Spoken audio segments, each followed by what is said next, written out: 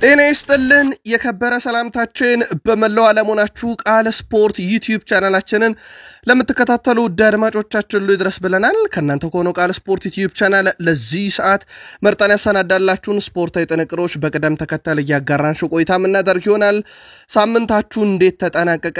ከአርብ ጀምሮ ቅዳሜ እሁድ በርከት ያሉ የሊግ መርሃ ግብሮች ሲደረጉ እንደነበረ ይታወቃል። እናንተ ጋር ሳምንታችሁ እንዴት አለፈ? በሐሳብ መስጫ ሳጥናችን ላይ ጻፉልን ውድ ቤተሰቦቻችን።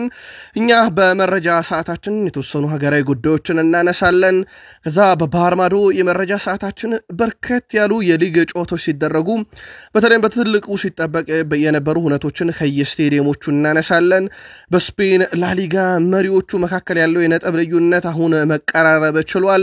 በጣም ወሳኝ የሆነ ጨዋታ ባርሴሎና ሲያሸንፍ ሃትሪክም ነበረ በጨዋታው ላይ እንመለከቷለን። ሪያል ማድሪድ ግን ኮከቦቹ ራሱ ሙከራ የተሳናቸው ሳምንት ነበር ማሳለፍ የቻሉት። ጣሊያን ሴሪ መሪ ቀይሯል። ኢንተር ወደ አናት መጥቷል። በእርግጥ የጣሊያን ሴሪን ትላንት ለየት የሚያደርጉ ብዙ ሁነቶች ነበሩት እንመለከቷለን። ከዛ ውጪም በጀርመን በፈረንሳይና በአውሮፓ ዙሪያ በርካታ ያሉ መረጃዎችን ይዘናል። ተወዳጁ የእንግሊዝ ፕሪሚየር ሊግ በርካታ ጨዋታዎች እሁድ ተደርገዋል። በርካታ ያሉ ግቦች በየስቴዲየሞቹ ሲቆጠሩ ነበረ። እናነሳቸዋለን የመረጃ ሰዓታችን ላይ አስቀድመን። ከዛ በመቀጠል ግን ያው ትልቁና አነጋጋሪ የነበረው ጨዋታ ሲቲ እና ሊቨርፑል ጨዋታ ነው። በምሽት መረጃችን ይህን ጨዋታ የተወሰነ መረጃ ደርሰናችሁ ነበር። ተጨማሪ ጥንቅሮችን ይዘንበት መተናል።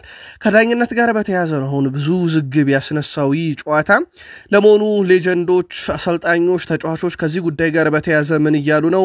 ጨዋታው ላይ የተለየ ድንቅ ብቃቱን ያሳየው አነጋጋሪው ጀሬሚ ዶኩን የተመለከተ ሰፋ ያለ ጥንቅር እናነሳለን። በሲቲ በኩል የስሎት ቡድን ከዋንጫ ፉክክር ጋር በተያያዘ ምላሽ አላቸው። ራሳቸው አሰልጣኙ ፔፕ ጋርዲዮላ ብዙ የሚፈትነኝን ሳላህን ተቆጣጣሪዋለሁ እያሉ ነው እሳቸው።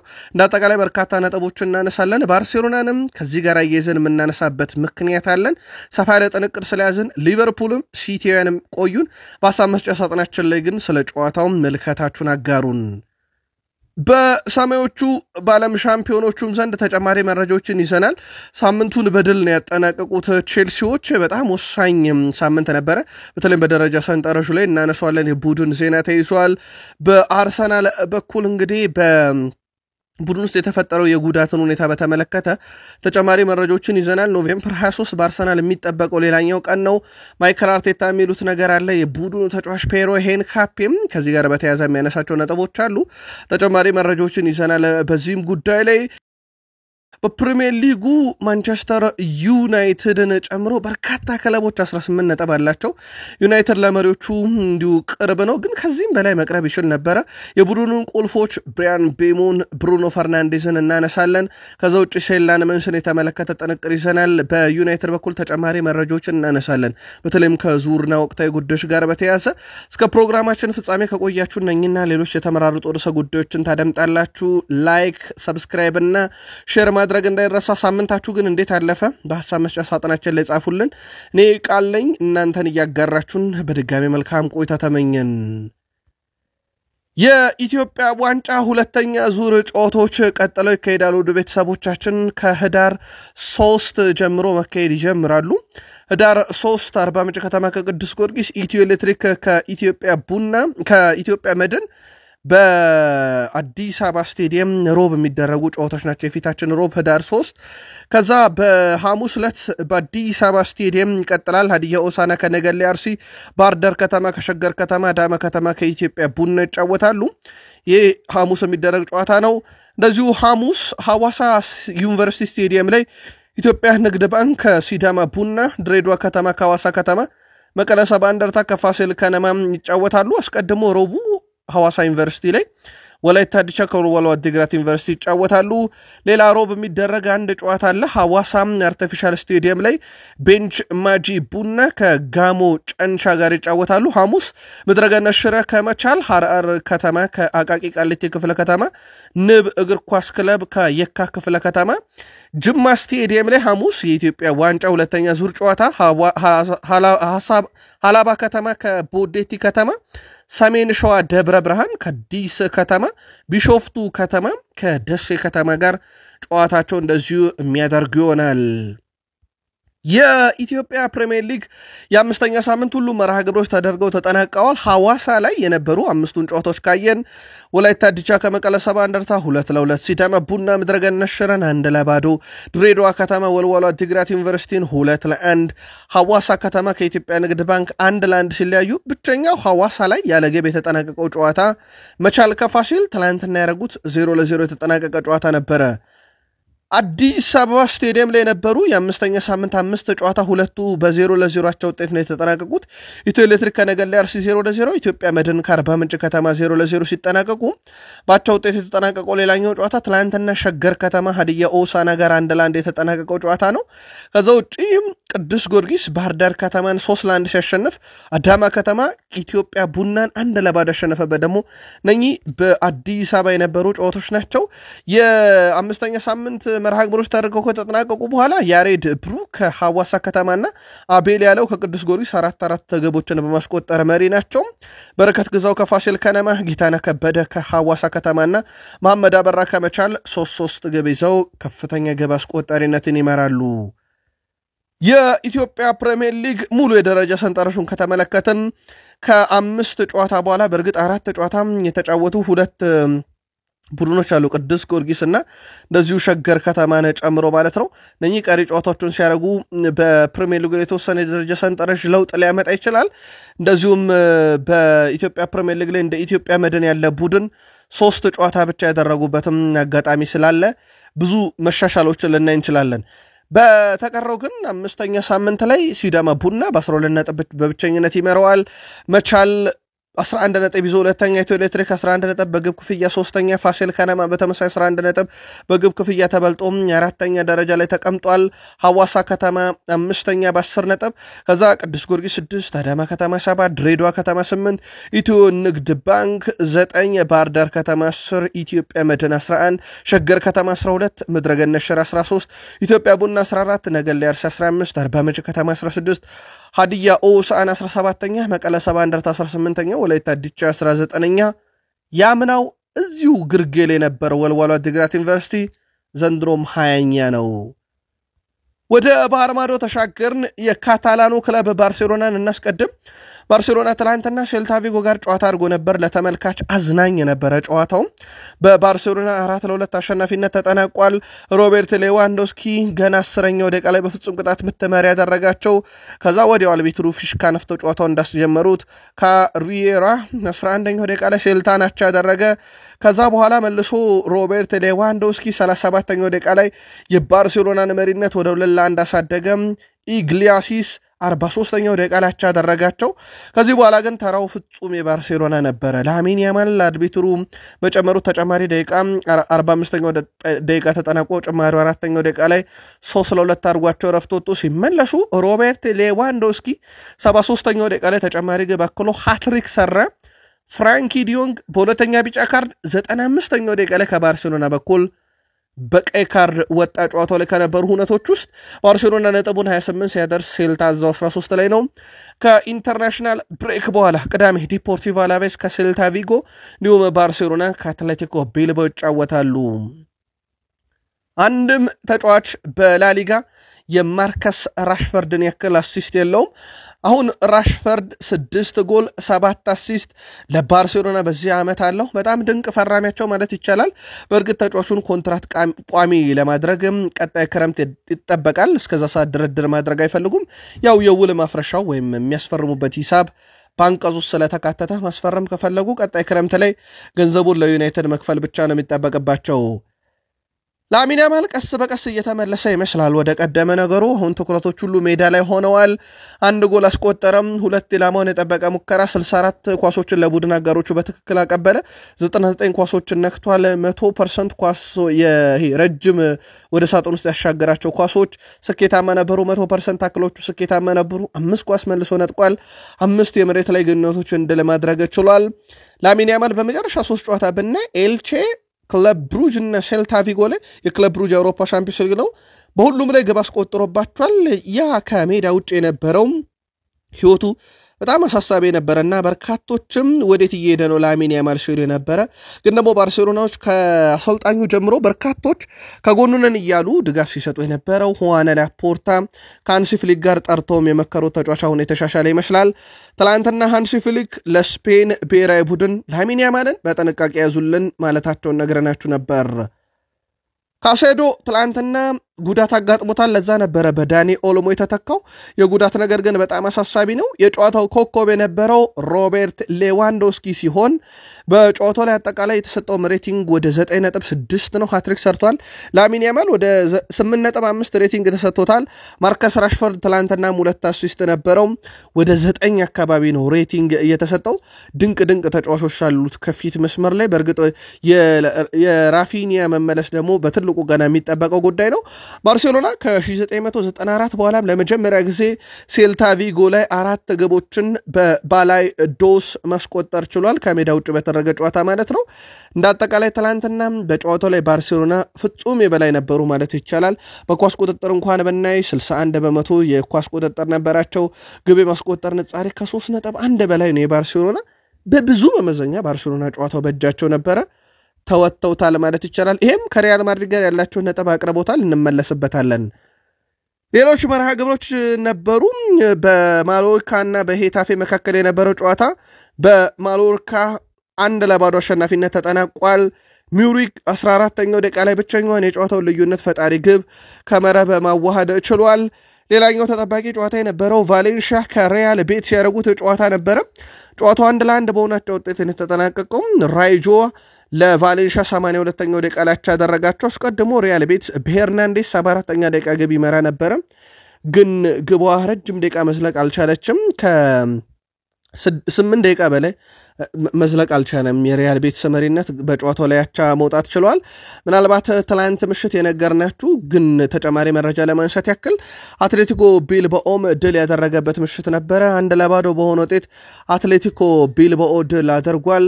አትሌቲኮ ቢልባኦ ድል ሲያደርግ ታዲያ አዳጊውን ሪያል ኦቪድ ነበረ። ሪያል ኦቪዶች ግብ አግኝተው ነበረ በጨዋታው ላይ 28ኛው ደቂቃ ላይ ቻሪያ ግን በቫር ተሻረበት። ብቸኛው የጨዋታ ልዩነት ፈጣሪ ግብ በአትሌቲኮ ቢልባኦ በኩል ኒኮ ዊሊያምስ 25ኛው ደቂቃ ነበር ያስቆጠራት። ትላንትና ምሽት ይህን ጨዋታ አንስተናል። ተጨማሪ መረጃ እናንሳበት። የሪያል ማድሪድን ጨዋታ ያለምንም ግብ 0-0 ነው የተጠናቀቀው ጨዋታ። በብዙ መመዘኛ ይሄ ሪያል ማድሪድ የተሻለ የነበረበት የሚመስል ግን ደግሞ ለማሸነፍ በቂ ያልነበረ እንቅስቃሴ ነው።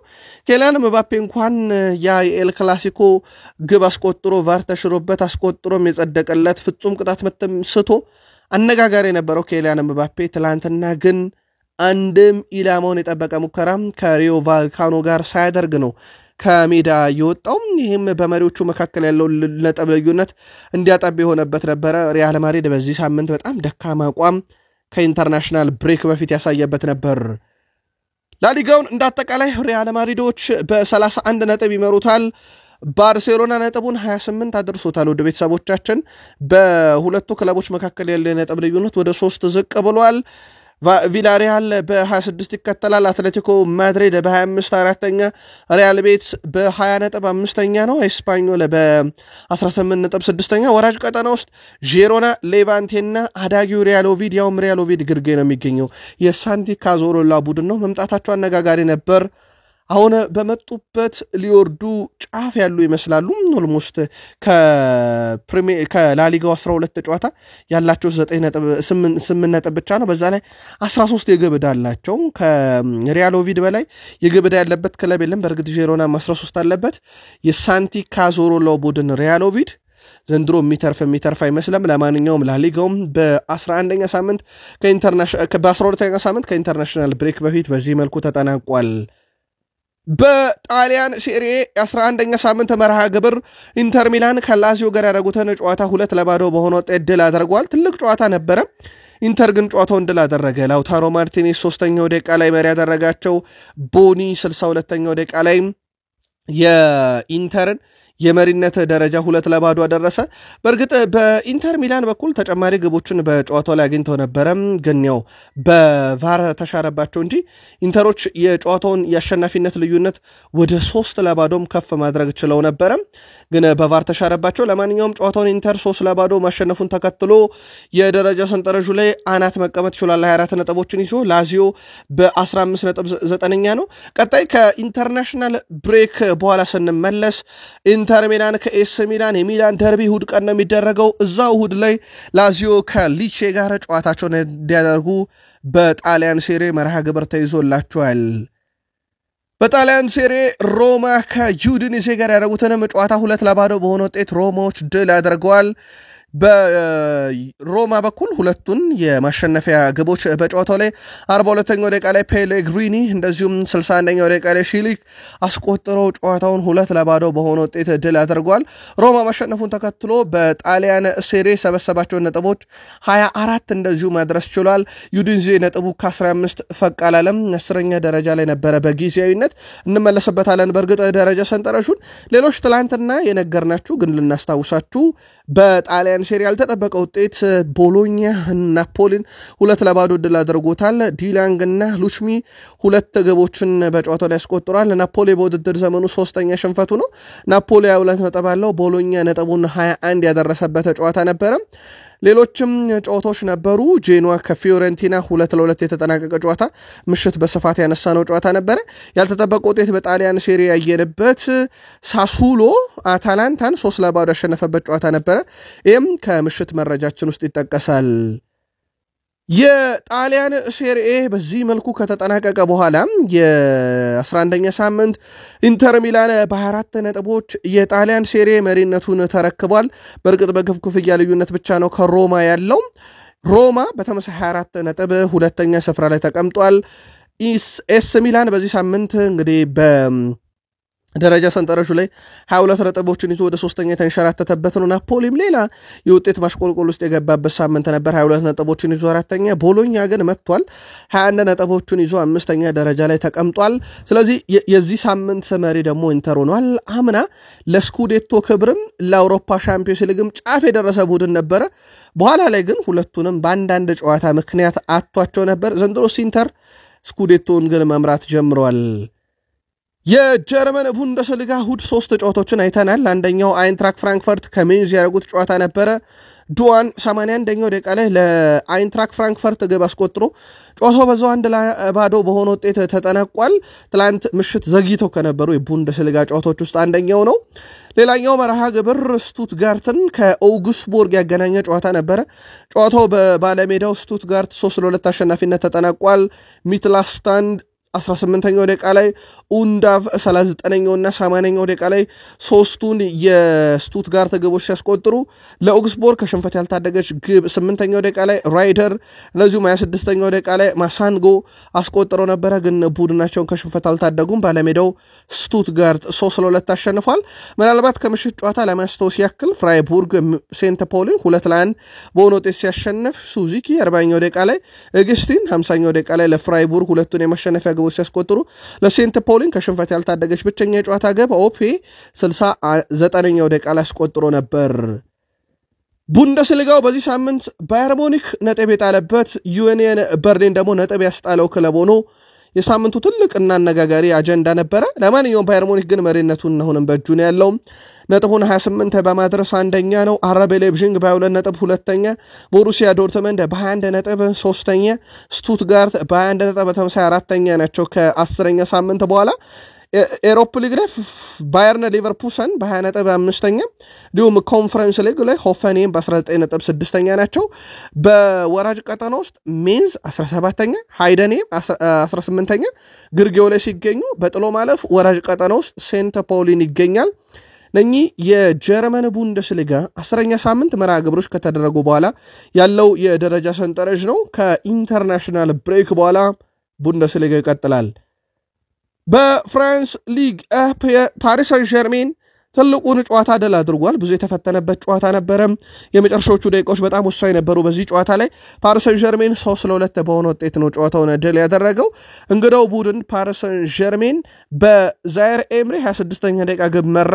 ከዛ በኋላ ሞሬራ 30ኛው ደቂቃ ላይ ኦሎምፒክ ሊዮንን አቻ ያደረጋቸው። ከዛ መልሶ ክቫራትስኬሊያ 33ኛው ደቂቃ ላይ ፓሪስ ሰን ዠርሜንን መሪ ያደረገው 2-1።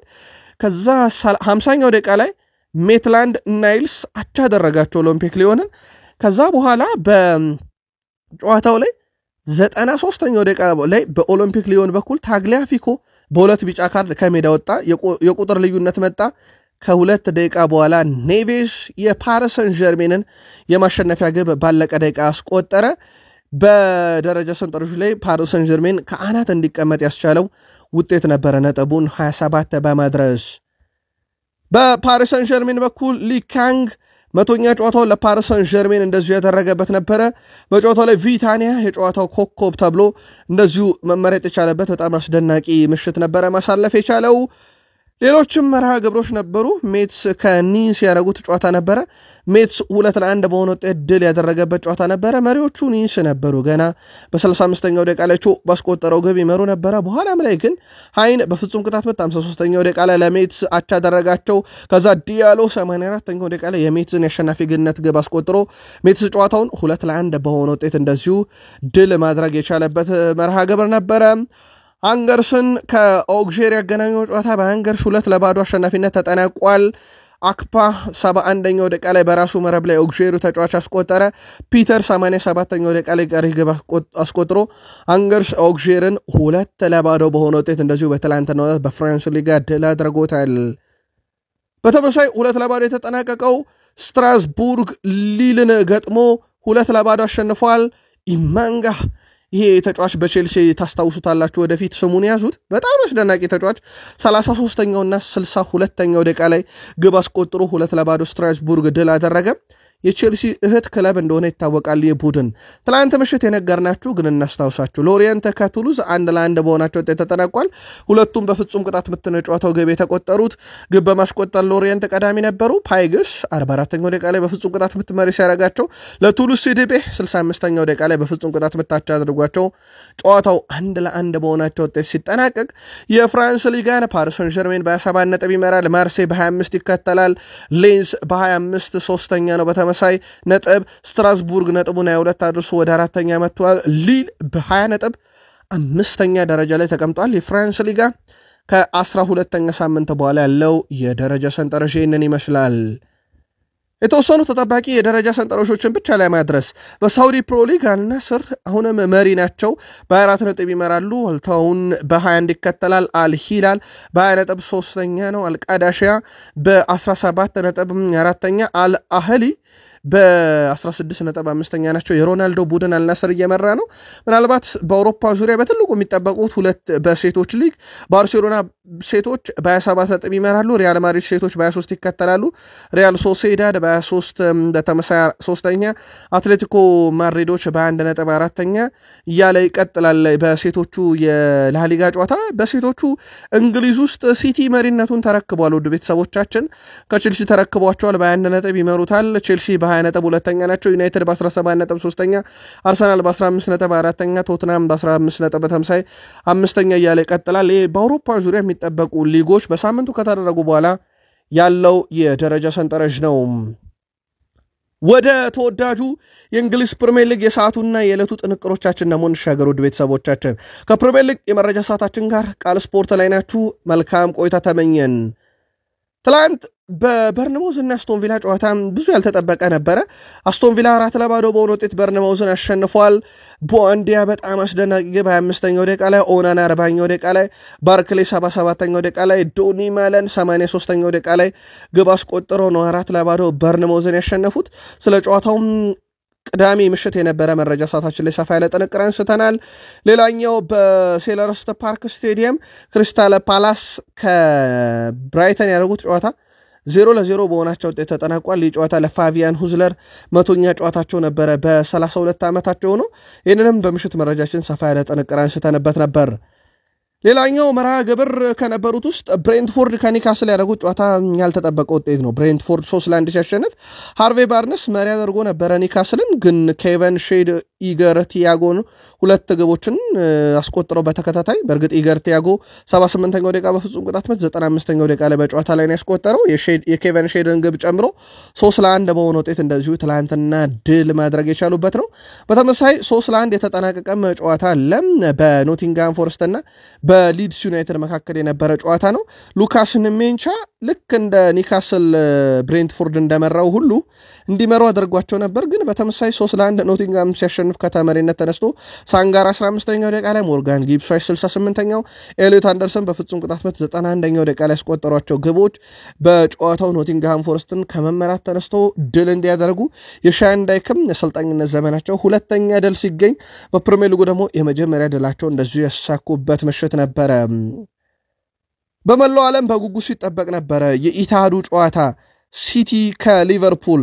ጨዋታው ለሲቲ 3 ንጹህ ጎል 3 ንጹህ ነጥቦች የተገኙበት 3-0 ሊቨርፑልን የረቱበት ምሽት ነበረ።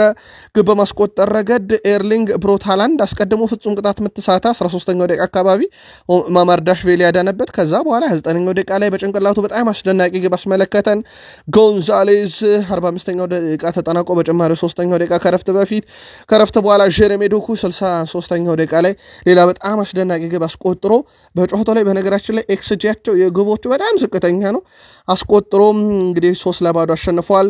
ሊቨርፑል ካለፉት 6 የፕሪሚየር ሊግ ጨዋታ 5ቱን ተሸንፈዋል። ማንቸስተር ሲቲ ማሸነፉን ተከትሎ ከሊጉ መሪ አርሰናል ያለው የነጥብ ልዩነት ወደ 4 ዝቅ ብሏል። ኖርዌይ ፊት ስታር ተጫዋች ኤርሊንግ ሃላንድ በውድድር ዘመኑም 14ኛ የሊግ ግቡ ላይ ደረሰ። ሲቲ በ22 ነጥብ ይመራል። ሊቨርፑል ሲቲ በ22 ነጥብ ሁለተኛ ነው። ሊቨርፑል በ18 ነጥብ 8ኛ ደርሷል። ቀጣይ ከኢንተርናሽናል ብሬክ በኋላ ኖቲንግሃም ፎረስት ከሊቨርፑል እንዲሁም ኒካስል ዩናይትድ ከማንቸስተር ሲቲ ጨዋታቸውን የሚያደርጉም ይሆናል። ፔፕ ጋርዲዮላ ሲቲን እየመሩ እንዳጠቃላይ በአሰልጣኝነት ትላንት 1000ኛ ጨዋታቸውን መሩ። 716ቱ ድል ሲሆን 40ው በዋንጫ ጭምር የታጀበ 40 ዋንጫ አላቸውም። ትልልቅ ዋንጫዎች ነው። ትላንትና የእሳቸውን 1000ኛ ጨዋታ አስመልክቶ እንኳን ደስ ያሉት መልእክት ለማስተላለፍ ግን ባርሴሎናን የቀደመ አልነበረም። ትላንትና በጨዋታው ላይ ሲቲ የበላይ ነበረ። እሳቸው በብዙ ነገር ተደንቋል። በብዙ ተጫዋቾቻቸው ተደንቋል። ለአብነት ያክል ካነሷቸው ነጥቦች ውስጥ አንደኛው በርናንዶ ሲልቫ በአሰልጣኝነት ህይወቴ ካዩዋቸው በጣም ብልህ ተጫዋቾች መሃል አንዱ ነው። አንዳንዴ በአእምሮዬ ውስጥ የዚህ ተጫዋች ነገር ይገርመኛል። ሁሌም ቢሆን ብቁና ንቁ ዓላማ ላይ ትኩረት የሚያደርግ ብለው ወድሰውታል። እሳቸው እንዳጠቃላይ ትላንትና 1000ኛ ጨዋታቸው ግን በድል የተጠናቀቀ ሆኖላቸዋል። የተሻረችዋ ጎል አነጋጋሪ ነበረች። በርካቶች እች ኳስ ትሻር አትሻር በሚለው ጉዳይ ላይ የተለያየ አቋም ነው የያዙት። ምናልባት የቀድሞ የፕሪሚየር ሊግ ዳኞች ምን አሉ የሚለውን እንመለስበታለን። ስለተሻረው ጎል ማውራት ግን ጥቅም የለውም ብሏል ቨርጂል ቫን ዳይክ። የሊቨርፑል አምበል ቨርጂል ቫን ዳይክ ስለተሻረው ግብ ማውራት ዋጋ እንደሌለው ከጨዋታው በኋላ ተናግሯል። በእግር ኳስ ውሳኔ ሰጪዎች ዳኞች ናቸው፣ መቀበል አለብን። ስለተሻረው ጎል ማውራት ተገቢ አይደለም፣ ፋይዳም የለውም ብሏል ቨርጂል ቫን ዳይክ። አክሎም እውነታው 3-0 መሸነፋችን ነው፣ ያ ህመም አለው። በተሻረው ጎል ላይ ብናወራኛ ለውጥ አያመጣብንም፣ በሚዲያ ላይ መነጋገሪያ ከመሆን ውጭ ብሏል። ዶኩ አስደናቂ እንቅስቃሴ አድርጓል። ለብራድሌ ከሱ ጋር መፋለም ከባድ ነበር ብሏል። ጀሬሚ ዶኩን ትላንትና ማቆም በራሱ የሆነ አንዳች ተአምር ይፈልግ ነበረ። ፍጹም የተለየ ተጫዋች ሆኖ ደግሞ ትላንትና መጥቷል። በእርግጥ ይሄ ነገሩ ይታወቃል፣ ግን ደግሞ ትላንትና በጣም ከባዱና አደገኛው ተጫዋች ነበር በሜዳው ላይ። የሊቨርፑል አሰልጣኝ አርኔ ስሎት ቨርጂል ቫን ዳይክ ጎል በቫር መሻሩ እሳቸው ደግሞ የተሳሳተ ውሳኔ ብለውታል። ጎሉን በመሻር የተሳሳተ ውሳኔ መወሰናቸውን በግልጽ የሚታይ ነው ያሉት አሰልጣኝ አርኔ ስሎት ሁነቱን ገልጸውታል ስህተት ብለው። በጨዋታውም እነሱ ከኛ በጣም የተሻሉ ነበሩ ሲሉ የተደመጡት አሰልጣኙ ቡድናችን መሻሻል አለበት ብለዋል። የሊጉ ዋንጫ ህልማቸው አብቅቶ እንደሆነ የተጠየቁት አሰልጣኙ መጀመሪያ ራሳችን ማሻሻል ላይ ትኩረት ማድረግ አለብን ብለዋል። አክሎም ለቀጣዩ ጨዋታ ከዚህ ሳምንት የምንወስዳቸው በርካታ ትምርቶችም አሉ ብለዋል አሰልጣኝ አርኔ ስሎት። እንዳጠቃላይ ግን እሳቸው ካልወደዱት ነገር ውስጥ አንዱ የተሻረው ግብ፣ ሁለተኛው ሲቲ በአጠቃላይ የተሰደባቸውን ብልጫ ከእሳቸው ቡድን ጋር በተያያዘ መፎካከር አለብን ብለዋል። ተጨማሪ ኳሶችን ብናሸንፍ ኖሮ ለራሳችን ቀላል አድርገን ነበር፣ ግን ሲቲ በመሃል ሜዳ ላይ ቁጥራቸውን በመጨመር በጣም አስቸጋሪ ነበሩ ብለዋል። አንደኛው የተጠቀሙባቸው ስትራቴጂ የሲቲ እንደሚታወቀው መሃል ሜዳውን በጣም ጥቅጥቅ ያደርጉታል። ሲቲ የመከላከል ስፍራው ራሱ የሚጀምረው ሞር ከመሃል ሜዳ ይመስላል። በጣም አደገኛ የመሃል ሜዳ ክፍል አላቸው። የዶኩ ተሰጥኦ የኔ ሳይሆን ተፈጥሯዊ ነው ብለዋል ፔፕ ጋርዲዮላ። የማንቸስተር ሲቲ አሰልጣኝ ፔፕ ጋርዲዮላ የሊቨርፑል የመስመር ተጫዋች ብራድሊ እንቅስቃሴ እንዳስደነቃቸውም ግን ገልጸዋል። ጄሬሚ ዶኩ ምን ላይ ተጽዕኖ እንዳሳረፈ የተጠየቁት ጋርዲዮላ ጥሩ አሰልጣኝ እንደሆንኩ አውቃለሁ፣ ነገር ግን ከመጠን በላይ አታድርጉኝ፣ ከኔ ይልቅ ራሱ ተጽዕኖ ፈጣሪው ተጫዋቹ እሱ ነው ብለዋል። ተጫዋቹን በተመለከተ ነገሮችን በራሱ ነው የሚያደርገው ያሉት አሰልጣኙ እኔ እንዴት ኳስ እንደሚገፋ አላስተማርኩትም፣ ይህ በተፈጥሮ የመጣ ነው ብለዋል። ብራድሊ አቋም መደነቃቸውን ያልሸሸጉት ጋርዲዮላ ፔፕ ሊንደርስ ስለ እሱ ብዙ ጥሩ ነገሮችን ነግሮኛል፣ ሁሉንም ነገር ማድረግ ይችላል ብለዋል። በተጨማሪም እኔ ባለፈው ሳምንት ቪኒሲየስ ጁኒየርን ማቆም እንደቻለ አይቻለው ያሉት ጋርዲዮላ ትላንት ግን አይናቸው እያየ ጄሬሚ ዶኩ ቢያስቸግረውም እሳቸው ግን ከማድነቅ አልቦዘኑም። ጄሬሚ ዶኩ ግን ትላንትና ልዩ ነበረ። በዚህ ተጫዋች ዙሪያ እንመለስበታለን። ትላንት ያው በስቴዲየም ውስጥ ከነበሩ ሁነቶች ውስጥ ያው የሚጠበቁ ለአብነት ያክል ስሎትን ጠዋት ትባረራለ የሚል መዝሙር በሲቲ ደጋፊዎች በኩል ሲዘመር፣ ያው የአርሰናል ደጋፊዎች ደግሞ የዋንጫውን ነገር ለሲቲ ነው እያሉ ሲዘምሩ ነበረ። በሊቨርፑል በኩል እንግዲህ እሳቸው የአሰልጣኝነት ዘመናቸውን እያሳለፉ በሚገኙበት በዚህ ሰዓት ሻምፒዮን ነው በአመቱ 17 ግቦችን በ11 ጨዋታ አስተናግደዋል። ይሄ ከ2020-21 በኋላ ለመጀመሪያ ጊዜ ነው ሊቨርፑል እንደዚህ አይነት ነገር ሲገጥመው። ሊቨርፑል በነገራችን ላይ በዚህኛው የውድድር ዓመት 5 ጨዋታ ተሸንፏል። አምና በአጠቃላይ በፕሪሚየር ሊጉ 4 ጨዋታ ነው የተሸነፈው ሊቨርፑል። ዘንድሮ ግን ከዛም ከ38ቱም የከፋ ጊዜን እያሳለፈ ይገኛል። ሊቨርፑል እንዳጠቃላይ በ4 ተከታታይ ጨዋታ በቡድኑ እንግዲህ ግብ ተቆጥሮበታል፣ ሽንፈትም ገጥሞታል።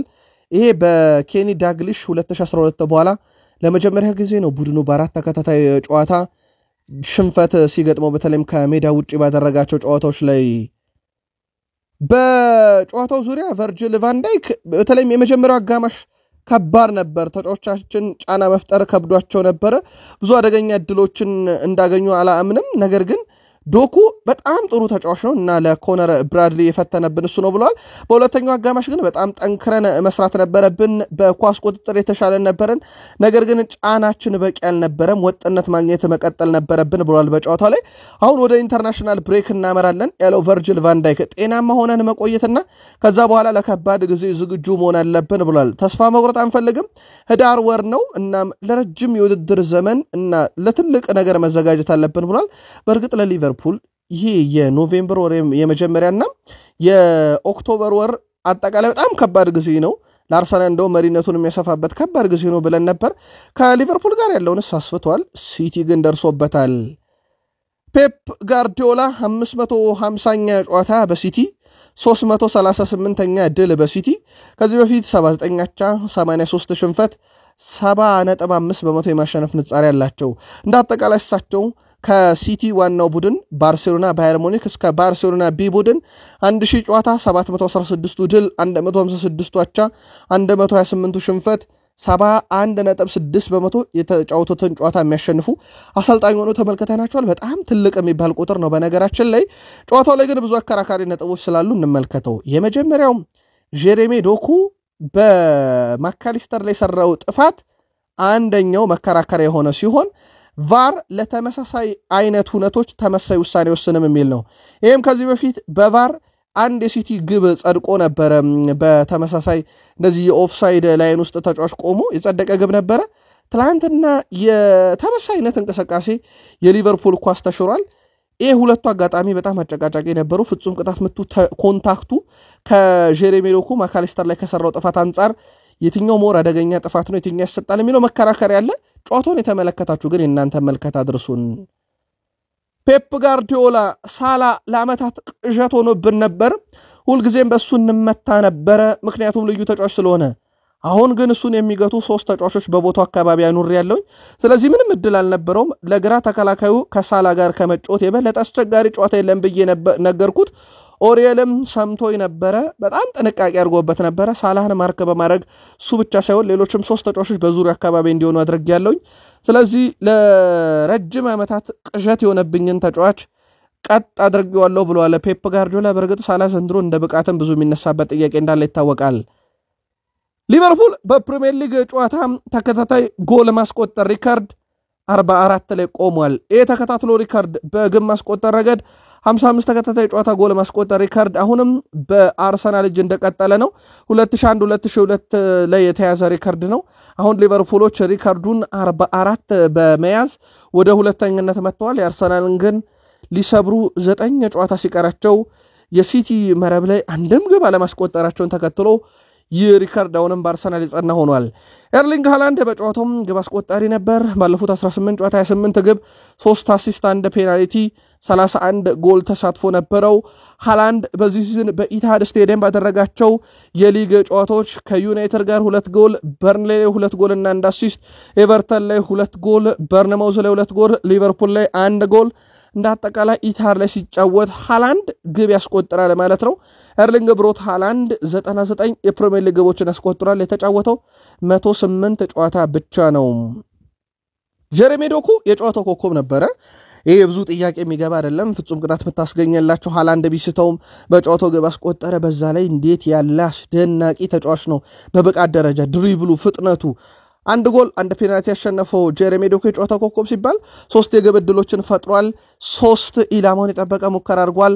100% ይሄ ሙከራዎቹ ኢላማቸውን የጠበቁ ነበሩ 11 ኳሶችን ተቃራኒ ሳጥኑ ስነክቷል 7 ስኬታማ ድሪብሎች 11 የመድረክ ግንኙነቶችን ያሸነፈ 4 ጊዜ ጥፋት የተሰራበት ተጫዋች ነበረ ለጨዋታው ውበት ከነበሩ ነገሮች ውስጥ አንደኛው የጀሬሚ ዶኩ ድሪብል ፍጥነት በተለይም ብራድሊን ድሪብል የሚያደርግበት መንገድ ቅልጥፍናው በጣም የተለየ ነው ከመቼው ሳጥን ውስጥ እንደሚደርስ በዛ ላይ ደግሞ እሱን ኳስ ለመቀማት እግር መሰንዘር ጥፋት ይበዛዋል ያም ነበር ይህን ተጫዋች ኮከብ ያደረገው 100 ጨዋታ 17 ግብ 22 አሲስት በማንቸስተር ሲቲ ያለው ጀሬሚ ዶኩ ትላንትና የጨዋታው ኮከብ ነበር ኒኮ ጎንዛሌስ ጎል አስቆጥሯል በርግጥ የቨርጂል ቫን ዳይክ ዲፌሌክሽን ማማርዳሽቪሊ ኳሷን እንዳያገኛት አረገ እንጂ ሞር ሊያገኛት የሚችልበት አጋጣሚ ነበረ አንድ ጎል 72 ኳስ ነካ ያው ሮድሪን የተካለ የተባለው ተጫዋች 51% አኩሬሲ ነበረው ኳሶቹ የማቀበል 88% ስኬታማ የማቀበል በመቶኛ ካየ ነው በጨዋታው ላይ 3 ታክሎችን ወርዷል 2 ኳስ ቀምቷል 2 ኳስ ከግብ ክልል አርቋል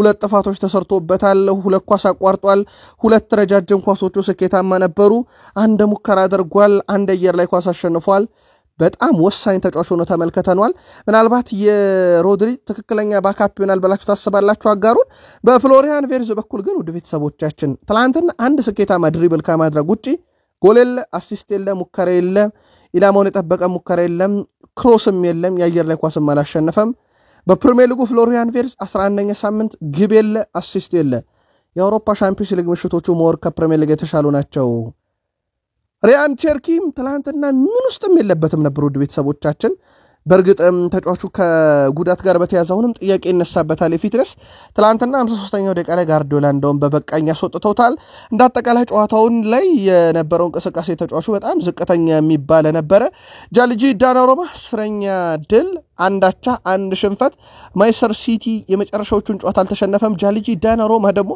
የቡድኑ ግብ ጠባቂ ነው የአደገኛ ሁኔታ ባይገጥማቸውም ሲቲዎች በተቃራኒ ቡድን ነገር ግን የጃልጂ ዳናሮማ ነጻሪ ራሱ በጣም አስገራሚ የሚባል ነው በጨዋታውም ላይ የዚህን ድንቅ ግብ ጠባቂ ብቃትን በተወሰነ መንገድ አይተናል በተለይም ኳሶችን ቢውልድ አድርጎ ቡድኑ ሲወጣ በእግሩ የመጫወት ጥያቄ ቢነሳበትም ግን የተወሰኑ ጥራቶች እንዳሉ ትላንትም ተመልክተናል በቁጥር ካየነው ሲቲ 3-2 አሸነፈ ግብ ማስቆጠር ነጻሪ ሲቲ 1.6 የሊቨርፑል 0.71 ብቻ ነው ኦልሞስት ለአንድ የቀረበ እንጂ አንድ የማይሞላም በሙከራ ደረጃ ሲቲ 14 ሊቨርፑል 7 ኢላማውን የጠበቀ ሲቲ 6 ሊቨርፑል 1 በኳስ ቁጥጥር 50.7 በመቶ ሊቨርፑል በሲቲ በኩል 49.3 በመቶ ኦልሞስት የኳስ ቁጥጥር ተመሳሳይ ይዘት ነበረው ማለት ይቻላል በቀጣይነት ሲቲ እና አርሰናል በቀጥታ የዋንጫ ተፎካካሪ ሆነዋል ከዚህ ሳምንት በኋላ አርሰናል በቀጣይ ቶትናምን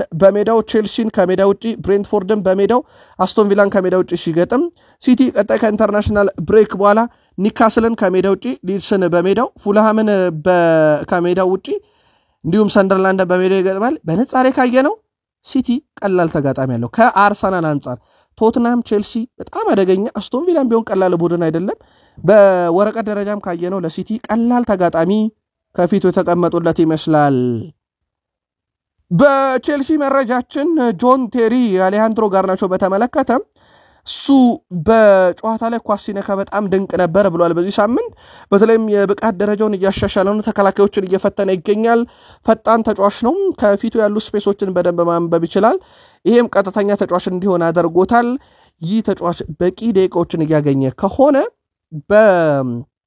ቡድኑ የተወሰኑ ነገሮችን መለወጥ ይችላል ብዬ አስባለሁ ሌሎች የክንፍ ተጫዋቾች ያላደረጉትን ነገር አድርጓል ብሏል በቡድኑ ውስጥ ማለት ነው ምናልባት የክንፍ አጥቂነት በቼልሲ በርካታ አማራጮች አሉት እና ኔቶ ራሳቸው እዛ ቦታ ላይ መጫወት ይችላሉ የግራው መስመር ላይ የማጥቃት ኮሪደሩ ላይ ነጀምስ ባዮን ጊተንስ አሉ በቦታው ላይ በርካታ አማራጭ አለው ግን አሌሃንድሮ ጋርናቾ ጊዜ እያገኘ በመጣ ቁጥር የተሻለ ይሆናል ብሏል ጆን ቴሪ ከፕሪሚየር ሊግ ክለብ እኔ የመጣው ማሬስካ ከሰሞኑ በዚህ ጉዳይ ላይ ሲጠየቁ ያው በቂ ዝግጅት ሳያደርግ ስለመጣ የብቃቱ ጥግ ላይ አልደረሰም ግን አትጠራጠሩ ይደርሳል ማለታቸውን ትላንት ምሽት ነግረናችሁ ነበር ያው ከኢስታቪዮ ጋርም በተያዘ የአውሮፓ ነገር ኳስ ለዘመናት ይቆጣጠራል ማለታቸው ይታወቃል በቼልሲ በኩል በነገራችን ላይ ትላንትናም በሴቶቹ እንግዲህ ነጥብ አልጣሉም አልተሸነፉም 33 ሊግ ጨዋታ ላይ ደርሷል ያለ ሽንፈት ይሄም ሪካርድ ተጋርቷል 2021 የራሱ የቼልሲን ሪካርድ ነው በሴቶቹ 6 ዓመት ዋንጫ በልተዋል በነገራችን ላይ ዘንድሮ ያው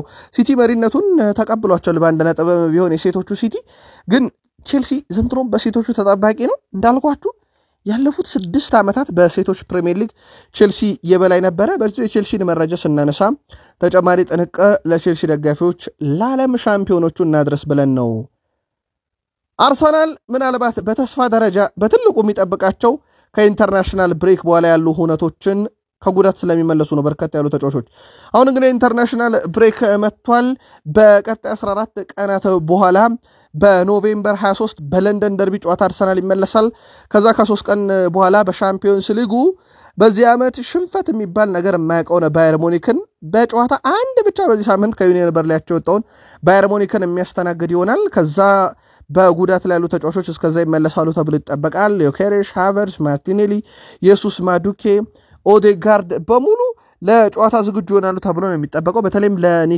ለቶትናሙ ጨዋታ ዝግጁ ይሆናሉ ተብሏል ተጫዋቾቻችን መልሰን ማግኘት አለብን ምክንያቱም ባለፉት 2 ወራቶች ውስጥ በአጥቂ መስመር ላይ 7 ተጫዋቾችን አተን ነበር ቡድናችን ላሳየው በቃት ግን ትልቅ ምስጋና አለኝ ብለዋል እሳቸው ያውም የሁላ ጉዳት ኖሮብን በዚህን ያክል የደረጃ ሰንጠረዥ ላይ መገኘታችን ለኛ ጥሩ ነው ብለዋል አምና ቅጣትና በተለይ በቀይ ካርድና ጉዳት የፈተነው ቡድናቸው ዘንድሮ ከቀይ ካርድ ነፃ ቢሆንም ጉዳት ታሪካቸው ግን እንደቀጠለ ነው አሁን የሚያርሰናልስ በተለይም አጥቂ ላይ ነው በጣም የተቸገሩት በርካታ አማራጭ ያለው ቡድን ነበር አጥቂ ላይ አማራጮቹ ሙሉ ተጎድተዋል እንዳልኳችሁ በትልቁ የሚጠበቀው አሁን ከኢንተርናሽናል ብሬክ በኋላ ወደ ዋናው ቡድን ይመለሳሉ ተብሎ ነው እንግዲህ አርሰናል ከዋክብቶች ፔሮ ይሄን ካፔ ታላቅ ቡድን አለን ብሏል አርሰናልን ሁሉም ነገር ለማሸነፍ እናስባለን በዚህ ቡድን ውስጥ ለዚህ ራሳችንን እያዘጋጀን ነው በስልጠና ውስጥም የምንችለውን ሁሉ ለማድረግ እንሞክራለን ስለሆነም ተጫዋቾች በተቻለ መጠን ምርጥነታቸውን ማሳየት ይሞክራሉ ማድረግም አለብን ብሏል በእርግጥ ጥሩ ተጫዋቾች አሉን በክለቡ ውስጥ ትልቅ ፉክክር አለ ይህም በጣም አስፈላጊ ነገር ነው ውድድር መኖሩ ጤናማ ውድድር መኖርን የራስን ደረጃ ሊያሻሽል ይችላል ቡድንን ይገጥማል ቡድኑ ጥንቅቅ ያለ ነው ብሏል ስለዚህ የቀረው ነገር በሜዳ ላይ ከሳምንት ጨዋታ ማሸነፍ ነው ብሏል በዚህ ሳምንት ሰንደርላንድ በሰንደርላንድ ስቴዲየም ኦፍ ላይት ሄዶ ከሰንደርላንድ ጋር 2-2 ተጠናቆ ጨዋታው ነጥብ እንደጣለበት ይታወቃል ማንቸስተር ዩናይትድም ሳምንቱ ለደጋፊ አስቆጪ ነበረ 1-0 ቶትናምን መሩ ያውም ጥሩ የተሻለው ቡድን ዩናይትድ ነበር በተለይም ከረፍት በፊት ከረፍት በኋላ ግን የመጨረሻዎቹ 15 ደቂቃ ብደት የሞላቸው ነበሩ ለማንኛውም በጨዋታው 2-2 ተጠናቀቀ በፕሪሚየር ሊጉ ማንቸስተር ዩናይትድ አሁን ለቶፕ 4 እና ለፕሪሚየር ሊጉ መሪ ያላቸውን ነጥብ ልዩነትም እንደዚሁ አጥብበውታል በቶፕ 4 ውስጥ እንግዲህ በአንድ ነጥብ ብቻ ዝቅ ብሎ ሲገኝ ሰባተኛ ደረጃ ላይ ተቀምጧል ከአምናው የፕሪሚየር ሊጉ ሻምፒዮን ሊቨርፑል አናት መቀመጥ ይችላል ማንቸስተር ዩናይትድ በፕሪሚየር ሊጉ ለቶፕ 4 በሚደረገው ተነቅነቅ አጓጊ ሆኖ ሲቀጥል እንግዲህ የ18 ነጥብ ነገር ግን በጣም አስገራሚ ነው ቶትንሃም አለው አስቶን ቪላ አለው ዩናይትድ አለው ሊቨርፑል አለው ያለ ይቀጥላል የ18 ነጥብ ደረጃ ሰንጠረዡን ስናነሳ ነገራችኋለሁ ሙሉ ዩናይትድም ከነኙ ውስጥ አንዱ ነው ለቶፕ 4 ግን የጎደለው አንድ ነጥብ ብቻ ነው ስለዚህ ማንቸስተር ዩናይትድ ተመልሷል ማለት ይቻላል ወይ ዩናይትድ ያናርሱን ብሪያን ቤሞ በዚህ ውድድር ዓመት በሁለት ጨዋታ በሶፋ ስኮር 10 ሬቲንግ ተሰጥቶታል ሶፋ ስኮር በዚህ ዓመት ለሁለት ጨዋታ እንደዚህ ሬቲንግ የሰጠው ተጫዋች የለም በዚህ ሲዝን በሁለት ጨዋታ 10 ከ10 ሬቲንግ በማስመዝገብ ከፕሪሚየር ሊጉን ብቸኛው ተጫዋች ሆኗል ሁለት ጊዜ በማድረግ ከብሪያን ቤሞ በበለጠ በዚህ ውድድር ዓመት በርካታም ጨዋታ በሶፋ ስኮር 10 ከ10 ሬቲንግ የተሰጣቸው ሌሎች ተጫዋቾች ሊጎች የሚጫወቱ ተጫዋቾች አራት ብቻ ናቸው በሌሎች ሊጎችም ላይ በፕሪሚየር ሊግ ደግሞ ሁለት የለም በጣም አስደናቂ ጊዜን እያሳለፈ ነው የዩናይትድ በርከት ያለውን ፐርሰንት ይወስዳል የሱ ግብ እንዳጠቃላይ ካለፈው ውድድር ዘመን ጀምሮም ከፍጹም ቅጣት ምት ውጪ ያሉ በጨዋታ እንቅስቃሴ አይነት ግቦችን ማለት ነው ብሪያን ቤሞ 20 ደርሷል ፍጹም ቅጣት ምትን ብዙ አይመታም እሱ እንደሚታወቀው 20 ደርሷል እንዳጠቃላይ በብሬንትፎርድ እና በዩናይትድ ካለፈው ውድድር ዘመን ጀምሮ ማለት ነው ድንቅ ነገር በዩናይትድ ቤት ይሄን ተጫዋች በክረምት ማግኘታቸው ሌላው በጣም አስደናቂው ነገር በብቃቱ ቀጥሎ ዩናይትድን መታደጉ ነው ብሩኖ አሁንም ለዩናይትድ በጣም ወሳኙ ተጫዋች ነው 5 ጎል ተሳትፎ አሁን ያለበት ቦታ ላይ ማንቸስተር እንዲቆይ በማድረግ ረገድ ያስፈልጉ ነበር ብሩኖ 5 የግብ አስተዋጽኦ ነበረው አሁንም በፕሪሚየር ሊጉ ከፍተኛ የግብ ዕድል ፈጣሪ ነው ብሩኖ ፈርናንዴዝ ብዙ ጊዜ የሚያስቆጨው እነኚህ የሚፈጥራቸው የግብ ዕድሎች ግብ እየሆኑ አይደለም ቤንያሚን ሼሽኮን የመሰለ አጥቂ በጣም አሁንም ነገርየው አልተቀረፈም በ9 ቁጥር ጉዳይ ላይ በርግጥ ዩናይትድ 9 ቁጥርን ሊያመጣ ገበያ ላይ ሊወጣ ይችላል የሚሉ መረጃዎች በስፋት አሁን እየወጡ ይገኛሉ ብሩኖ ፈርናንዴዝን ኳሶች ከመረብ የሚያገናኝ የማቲያስ ኩና የብሪያን ቤሞን የማዲያሎን አሲስቶች ግብ የሚያደርግ 9 ቁጥር እየተፈለገ ነው እየተባለ ነው ግን መረጃውን ያው ጥር ላይ ነው ሞር የምናረጋግጠው ብሩኖ ፈርናንዴዝ ግን አሁንም 5 የግብ ተሳትፎ በዩናይትድ ያለው በርካታ የግብ ዕድሎችን በፕሪሚየር ሊግ የፈጠረው ተጫዋች ነው ሴን ላመንስ በአማካይ ሊቆጠሩበት ከሚገቡ ግቦች ማለት ኤክስጂያቸው 1.3 ያነሱ ግቦችን ያስተናገደው ይሄም በግብ ጠባቂ በኩል አሁንም ኳስ የማዳን ነጻሪው በጣም አስደናቂ ነው በቶትናም ጨዋታ ላይ እንደዚህ አይነት ቅጽበቶችን ሲያሳየን ነበር ኳስ የማዳን በተለይም ከረፍት በፊት ግን ከዚህ ጋር በተያያዘ ውድ ቤተሰቦች ከረፍት በኋላ ግን ከዚህ ጋር በተያያዘ ኤድዊን ቫንደርሳን አሁንም በፕሪሚየር ሊጉ ረጅም ደቂቃ ግብ ሳይቆጠርበት የቀጠለው ሆኗል 1311 ነው ያው ዳቪድ ራያ በዚህ ሳምንት ግብ ማስቆጠሩን ተከትሎ ያው የኤድዊን ቫንደርሳን ሪካርድ ቀጥሏል በዚህ የዩናይትድ መረጃ ግብ ጠባቂ ላይ ስላለን ነው ይሄንን መረጃ ያከል ነው ከዝውውር ጋር በተያያዘ በርካታ መረጃዎች እየወጡ ነው ከዩናይትድ ጋር በተያያዘ ውድ ቤተሰቦቻችን አንደኛው በመሃል ሜዳ ስፍራ ላይ ነው በርካታ አማራጮች እንደተያዙ ይታወቃል ጥር ላይ የመምጣታቸው ነገር በጣም አጠራጣሪ ቢሆንም አሁንም በዝርዝር ውስጥ አሉ አጥቂ ላይ እንዳልኳችሁ ነው ትላንትና ኢታን ኢዮንግ ከአንድ ሚዲያ ጋር በነበረው ቆይታ እንደውም ስለ ዩናይትድ ብዙ መወድስ ሲያቀርብ ዩናይትድን እያየ እንዳደገ ሲናገር ብሪያን ቤሞ የሀገሩ ልጅ በመሆኑ በቂ መረጃ ስለ ዩናይትድ እንዳለው በማንቸስተር ዩናይትድ ሩቪን ቫን ፐርሲን ሲያደንቅ እንደነበረ ብዙ ነገር ያለበትን ጋዜጣዊ መግለጫ ሲሰጥ ነበረ ዩናይትድ አጥቂ እንደሚፈልግ ይታወቃል ምናልባት የምሽት መረጃችንን ካልተከታተላችሁ ሌሳንድሮ ማርቲኔዝ ለአርጀንቲና ብሔራዊ ቡድን ጥሪ ደርሶታል ብሔራዊ ቡድኑን ይቀላቀላል ፍላጎቱ የሱ ብሔራዊ ቡድኑ አስገድዶት ዩናይትዶች ፈቅደው የሚሉት ነገር ግን አሁንም በጥያቄ እየተነሳ ነው የጉዳት ሁኔታውም በተለይም ለረጅም ጊዜ ሜዳ ላይ አልነበረምና እንዳያገረሽበት በዩናይትድ በኩል በጊዜ ጨዋታ መመለስ ያልፈለጉት ሌሳንድሮ ማርቲኔዝ ወደ አርጀንቲና ብሔራዊ ቡድን የሄደው ቡድኑን ሊያነቃቃና ሊያበረታታ ለምን ሊያደርግ ወይንስ ሊጫወት የሚለው ደግሞ በቀጣይ ይጠበቃል እንደምታውቁት አርጀንቲና ለዓለም ዋንጫ አልፋ የቅንጦት ጨዋታ ነው ለሌሳንድሮ ማርቲኔዝ የሚጫወት ከሆነ ምክንያቱም የወዳጅነት ጨዋታ ነው ዩናይትዶች ይህንን ጉዳይ ግን እንዴት ያዩታል የሚለው ይጠበቃል ከዚህ በፊት በሉክሾ ያቁታል በታይለር ማላሻ ያቁታል እዛ ቦታ ላይ ያሉ ተጫዋቾችን ማጣት አሁንም ያው ነገር እንዳይደገም የበርካቶች ስጋት ሆኗል በቀጣይ በማንቸስተር ዩናይትድ በኩል ከኢንተርናሽናል ብሬክ በኋላ ኤቨርተንን ኦልድ ትራፎርድ ላይ ክሪስታል ፓላስን ሴልኸርስት ፓርክ ዌስትሃምን በኦልድ ትራፎርድ ወልቭስን ሞሊኒክስ ላይ እንደዚሁም በርንማውዝን በኦልድ ትራፎርድ የሚገጥሙ ይሆናል። ፕሪሚየር ሊጉ አጠቃላይ የዚህ ሳምንት መርሃ ግብሮች ተደርገው ከተጠናቀቁ በኋላ 11ኛ ሳምንት አርሰናል በ26 ነጥብ ይመራል። ሲቲ በ22 ይከተላል። ቼልሲ በ20 ነጥብ 3ኛ፣ ሰንደርላንድ በ19 ነጥብ 4ኛ ደረጃ ነው። ቶትናም በ18 ነጥብ በ5ኛ ይገኛል። ከዚህ ቀጥሎ በሙሉ 18 ነጥብ ነው ያላቸው። ቶትናም፣ አስቶን ቪላ፣ ማንቸስተር ዩናይትድ፣ ሊቨርፑል እና በርንማውዝ እስከ 9ኛ በግብ ክፍያ ተበላልጠው ተቀምጠዋል። እንደዚሁ ክሪስታል ፓላስ በ17 ነጥብ 10ኛ ነው። ብራይተን 11፣ ብሬንትፎርድ 12፣ ኤቨርተን 13፣ ኒካስል 14፣ ፉላም 15፣ ሊድስ 16፣ በርንሊ 17ኛ። ወራጅ ቀጠና ውስጥ ዌስትሃም፣ ኖቲንግሃም እና ወልቨርሃምፕተን ወንደረርስ ይገኙበታል። በጣም ከባድ ጊዜን እያሳለፉ ነው ወልቭሶች። በእርግጥ አዲስ አሰልጣኝ ቀጥረዋል። ኤርሊንግ ሃላንድ በ14 ግቦች ይመራዋል።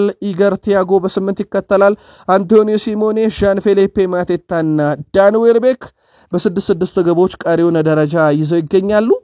ሳምንታችሁ እንዴት አለፈ ብለን በቃል ስፖርት ዩቲዩብ ቻናል ቅዳሜ እሁድ የነበሩ ጨዋታዎችና አጫጭር ስፖርታዊ መረጃዎችን በዚህ መልኩ አሰናድተን ነገርናችሁ። ጥቂት ቆይተን እንመለስ። መልካም ቆይታ።